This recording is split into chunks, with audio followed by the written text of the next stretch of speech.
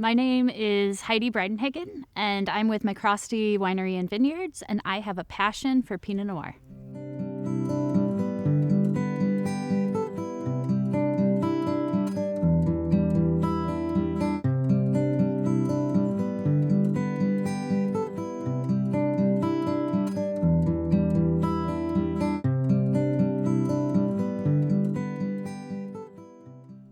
Pinot Noir is such a complicated, often misunderstood varietal, and I think it just has so much complexity and things to offer. It makes me think, and it constantly is inspiring me to try different things and to explore new vineyards.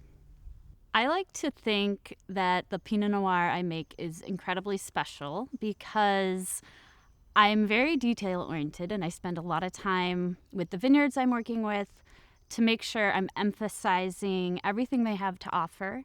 And I like to think that along with a delicious glass of wine, you also get a little bit of personality.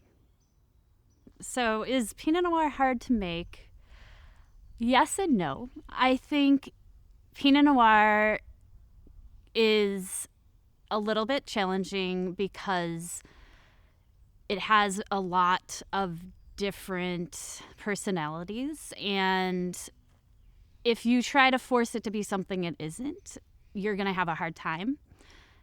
It is very mercurial, so you'll taste it one day and think it might taste off, and then you taste it the next day and it could be the most pleasant thing that you've ever encountered. So I think you have to be willing to be along for the ride with a Pinot Noir. And you have to give it a chance and let it kind of speak to you and tell you what it needs. And then it won't be so hard. It will just be a fun journey.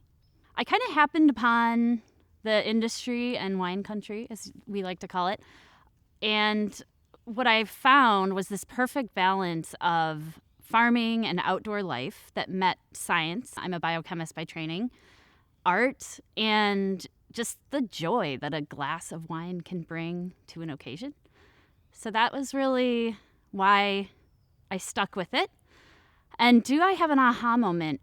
I think early in my career, I was able to sit down and taste through a bunch of aged Burgundies next to California producers. And at that point, I had really only had, aged Cabernet Sauvignons and things like that. So I think it really was an aha moment that Pinot Noir could be so expressive and elegant and complex, even as a 10-plus-year-old wine. And that really just kind of stuck with me and made me dig into Pinot and in particular.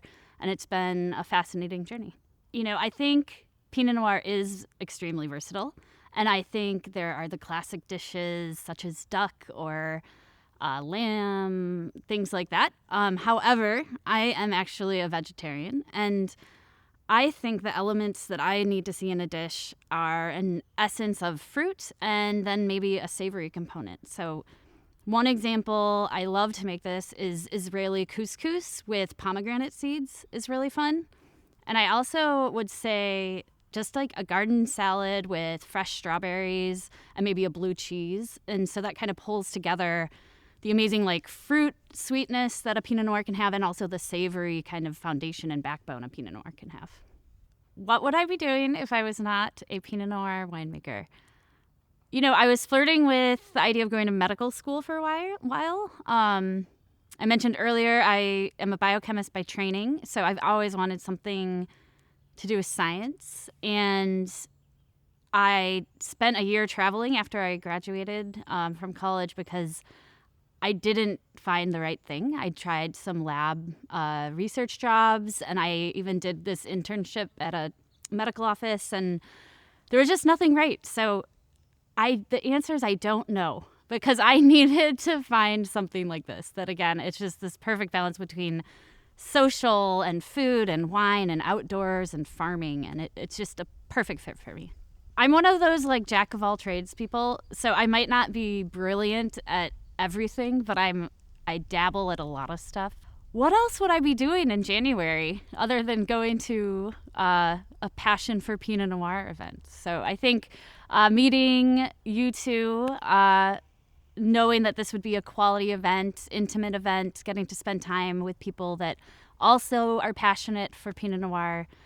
Getting to spend a weekend having dinner, pouring our wines just sounds absolutely wonderful. So I really can't wait.